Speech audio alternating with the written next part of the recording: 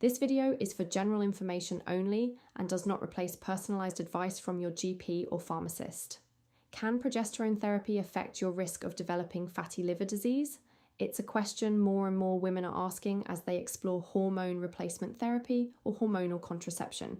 So let's break down what the current evidence actually says.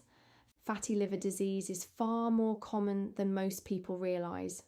Up to around 1 in 3 adults in the UK are affected to some degree.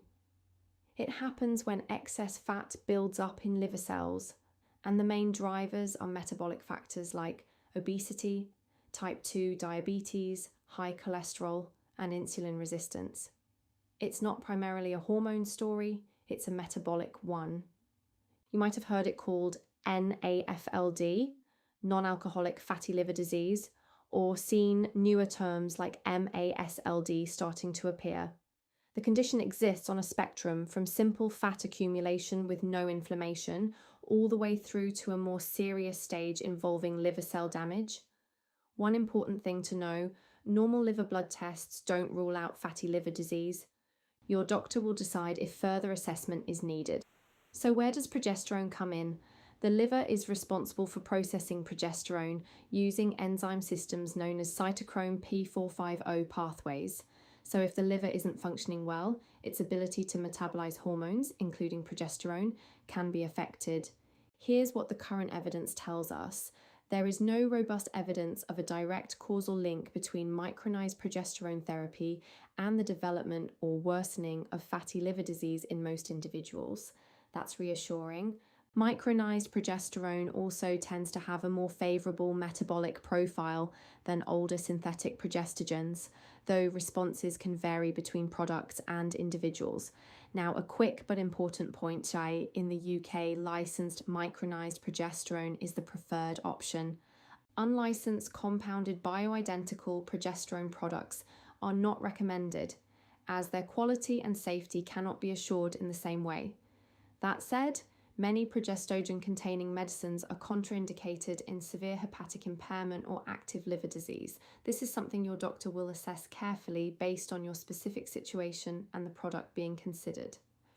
If you're taking progesterone and you have metabolic risk factors, things like obesity, type 2 diabetes, or insulin resistance, it may be worth discussing liver monitoring with your doctor. Research suggests that risk-based monitoring using liver function tests and fibrosis scoring tools can be appropriate in these circumstances. And regardless of whether you're on hormone therapy, the cornerstone of managing fatty liver disease remains lifestyle modification, dietary changes, regular physical activity, and achieving a healthier body weight where appropriate are the most evidence-based approaches to improving liver health. Hormone therapy doesn't change that foundation.